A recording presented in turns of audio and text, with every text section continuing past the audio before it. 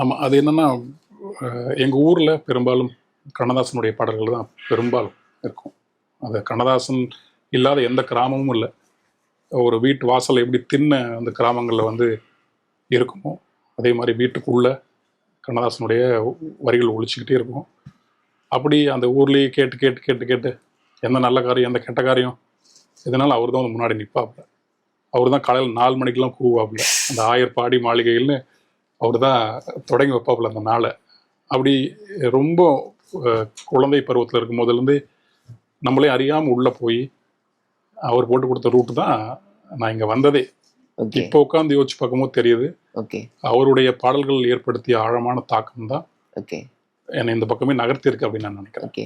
முக்கியமா கண்ணே கலைமானே பாட்டை வந்து நீங்க குறிப்பிட்டு சொல்லியிருந்தீங்களே, அந்த பாட்டை நீங்க முறையா கேட்கும்போது உங்களுக்குள்ள ஏற்பட்ட உணர்வு உங்களுக்கு ஞாபகம் இருக்குதா? ஆமாம், அதே தான். அந்த அந்த பாட்டில் கண்ணதாசனே அதை எழுதியிருக்காரு. ஒருவேளை அவருக்குள்ள அந்த அமைதி இருந்ததுனால அந்த வரிகள் எழுதினாரா தெரியல. ஊமை என்றால் ஒரு வகை அமைதி, ஏழை என்றால் அதில் ஒரு அமைதின்னு எழுதியிருப்பார். அந்த ஊமை என்றால் ஒரு வகை அமைதி என்னால் புரிஞ்சுக்க முடியுது. ஏழை என்றால் எப்படி அமைதியாக இருக்க முடியும்னு ஒன்று இருக்கு இல்லையா? இது நம்ம எந்த ஒரு இசத்தையும் வச்சுக்காம ஒரு வெள்ளந்தியான மனுஷனாக இருந்த அந்த வரிகளை கேட்கும்போது அது அந்த குழந்தை பருவத்தில் என்னமோ தெரியல, அப்படி மனசு அமைதியாயிரும்.